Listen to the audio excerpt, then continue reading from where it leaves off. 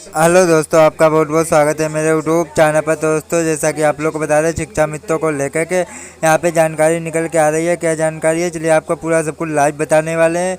इससे पहले अभी तक चैनल को सब्सक्राइब नहीं किया है तो जल्दी जाके सब्सक्राइब कर ले, बेल आइकन को प्रेस कर ले, ताकि जो भी वीडियो अपने चैनल पर डालेंगे तो उसका सीधा नोटिफिकेशन आपके पास पहुँच जाएगा। आप हमारी वीडियो सबसे पहले देख पाएंगे। जानकारी अच्छी लगे तो लाइक अवश्य कर देना। तो चलिए आपको पूरी अपडेट बताते हैं क्या जानकारी है जो शिक्षा मित्रों को लेकर के निकल के आई है। शिक्षा मित्रों का जो सवाल है, चूंकि इंस्ट्रक्टर यानी अनुदेशकों की संख्या तो कम है, लेकिन एक बड़ी संख्या है शिक्षा मित्रों की। लगभग 1.5 लाख के आसपास उनकी संख्या है। उसमें से कुछ लोग 1,72,000 की बात थी, लेकिन उसमें से कुछ लोग समायोजित हो चुके हैं, वो अलग अलग उसके क्राइटेरिया के आधार पर। लेकिन जो लोग अभी भी शिक्षा मित्र के तौर पर काम कर रहे हैं और अगर उनको 10,000 का मानदेय आपने एक बार किसी एक साल के लिए तय कर दिया है, तो क्या ये न्याय संगत है कि वो लगातार आपके लिए सालों साल महंगाई की दर कुछ और हो, परिस्थितियां चाहे कुछ और हो, लेकिन उनको 10,000 से ऊपर आप नहीं देंगे? और अगर वो 10,000 से ऊपर मानदेय के लिए अदालत में जाएंगे या मांग करेंगे तो आप उनकी मांग सुनेंगे नहीं। ये संख्या बड़ी है और इनके बगैर, संविदा कर्मचारियों के बगैर सरकार का काम चल भी नहीं सकता है, विभागों का काम चल भी नहीं सकता है। जो रेगुलर कर्मचारी हैं उससे सरकार का काम पूरी तरह से संभल नहीं पा रहा है, ये भी एक सच है। तो अब सरकार को ये चाहिए, अगर डबल इंजन की सरकार की बात है और न्याय की बात है, तो सरकार को चाहिए कि इस पूरे मामले में एक बार एक कमेटी बनाकर विचार करे। संविदा कर्मियों के बारे में विचार करना इस वक्त बहुत ज़रूरी हो गया है, क्योंकि ये एक ऐसा असंतोष है जो जन जन में फैल रहा है।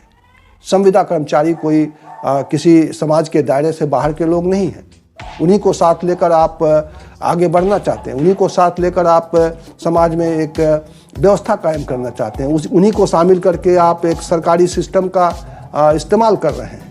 ऐसे में उनकी समस्याओं को इस तरह इग्नोर करना, मुझे लगता है कि ये न्याय संगत नहीं है। लेकिन चूंकि वो संगठित नहीं है, चूंकि उनका संगठन मजबूती से उनके लिए लड़ नहीं रहा है, या उसके संगठन में सरकार किसी तरह का दखल देकर उसमें किसी तरह की गड़बड़ी करने की कोशिश कर रही है, या कुछ खास लोगों को कुछ लाभ पहुंचाकर बाकी लोगों की जो मांग है उसको ठुकरा रही है, तो ये भी न्याय नहीं है।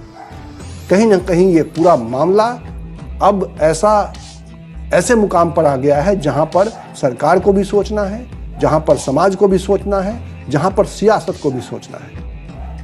एक तरफ तो पुरानी पेंशन की मांग हो रही है कि पुरानी पेंशन व्यवस्था लागू होनी चाहिए, क्योंकि वो एक ऐसी परिस्थिति है जिसमें सामाजिक सुरक्षा का सवाल जुड़ा हुआ है कि कोई व्यक्ति पूरे जिंदगी काम करता है, सरकार के लिए काम करता है, और जब उसका बुढ़ापा आता है 60 साल की उम्र में, जब वो रिटायर कर जाता है, तो उसके बाद की उसकी ज़िंदगी कैसे चलेगी, इसको लेकर सरकार का कोई नज़रिया नहीं।